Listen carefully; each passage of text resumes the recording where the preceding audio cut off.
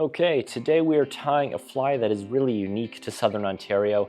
This fly is widely known as just the bug or a stonefly jig. Kind of weird one, doesn't really look like much, but it crushes fish in the winter and early spring months, especially in slower water. And we love to twitch this bug, whether that be under an indicator or a float. It works really well actively moved and twitched. So to jump into it, we're going to be tying on an Ahrex PR374. It's a 90-degree jig streamer hook. This is in a size 4, but you can tie them even larger too, and they work really well there. Vivus A-dot black thread, nothing too fancy. We're just going to get a few wraps locked in there, and then you can trim off the tag end. Now, first thing first, get the legs set up. We're going to use a bobbin threader here. And what we're going to do is we're going to take a bead head and a cone head. Starting with a cone, this is a 1/4 inch brass cone head. We're going to slide it onto our bobbin threader, or it could just as easily be a looped piece of mono or something. And then we're going to do the same with our bead head, and this is a 3/16 of an inch brass gold bead head. So we're going to slide those on so that they sit up into each other like so. And then we're going to grab some rubber legs. So this is a barred brown silicone leg here. And we're going to grab 2 legs, and we want to grab them in their full length. The legs are going to be really long on here.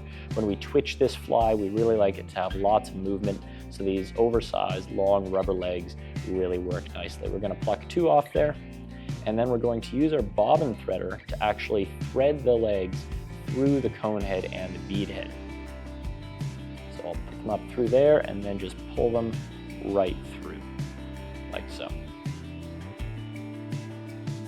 Now this is a balanced jig, which means that we are going to use these balanced fly pins from Hairline, which have a flat head to them. And that head is going to keep the bead and cone from slipping off the end. We're going to thread that through the front of the bead and cone, like so. And you'll see they just butt up against the end of it and stop in place. Now we're going to tie this pin in to hold this in place. And what's cool about having the bead and the cone set ahead of the jig hook is that it will help get us a nice, perfect horizontal presentation in the water, really help counterbalance things. When you tie these in, don't tie too tight. If you pull those, that pin and the bead and the cone in really tight, they might cut the rubber legs. So leave just a tiny bit of space so they aren't pinched in there too tight. And then just tie that nice and snugly down the whole hook shank length. If you're tying on smaller hooks, you can always trim these pins to length with a pair of wire cutters, of course, as well. The legs you can trim, but don't go overboard like we say. You know, we like long legs in this fly, so a couple inches long off either side, totally fine. We're going to use ice dub in purple for the body here. This fly also works really well tied in peacock black, UV black, browns, olives, really any darker sort of stonefly shade. And then the purple is the one kind of wacky outlier, but it also works really well. I'm going to start dubbing that on, starting at the very back here. And you'll see pretty quickly I'm going to start ramping this up. We really want a good, thick, scruffy body with this particular fly, something that's going to give us lots of profile in the water and get noticed. So you'll see I'll overlap wraps a little bit here, and I'm also not trying to dub on my dubbing too tightly. Just sort of a loose, scruffy body is perfectly fine for this style of fly.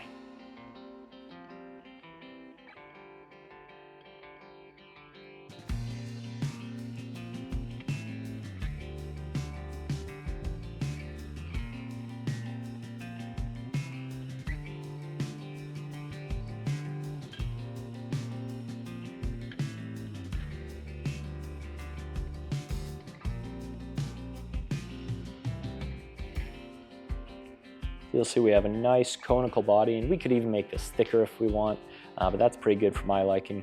We're going to grab some black hen hackle now. Hen is really nice because it's really soft, so when we do twitch this fly, it's going to give us lots of movement. The fly is going to really breathe for us. It's going to give us some good leggy profile in this fly. So I'll start by stripping off some of the fluff at the base of this feather, and I'm going to pull back some fibers from the tip like you see here, and we're going to tie it in by the tip. If you can, try and tie this feather in so that curves down towards the body of the fly. That'll help get those fibers to slope rearwards here when we start wrapping.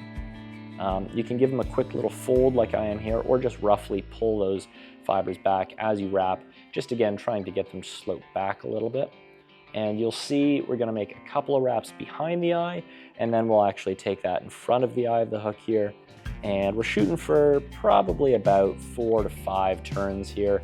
Of course, you can make it a little sparser, a little thicker. That will be all good. I wouldn't overthink it. Once we get down to the base, strip off any extra fluff if it makes it easier to tie in, and just catch that off.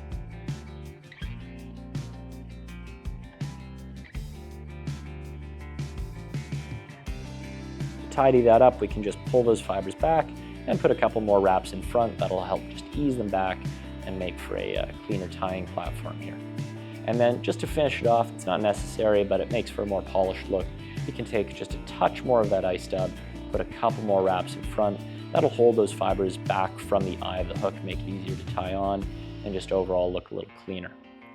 At this point, you can throw on a whip finish or a half hitch. And what I like to do to finish these, because we don't really have a lot of space to put on glue, is I really am a big fan of the brush on super glue, the Zap-A-Gap. I'll just brush a little straight onto my thread, and then I can wrap that on and put an additional whip finish on there just for good measure. And that will be really a pretty bomb-proof fly. So we'll get that set down. At this point, that is a totally fishable fly, but just for a little extra bugginess, a little extra movement, taking a brush like this to it, and just picking out that body a little bit, gives it just that extra bit of translucency and life. Seems to work really well. These flies seem to only work better as they get more beaten up and catch more fish, so you might as well jumpstart that process and rough it up a little. And that is the bug. Like we say, terrific, albeit unorthodox fly, but definitely worth a go on the steelhead rivers this winter.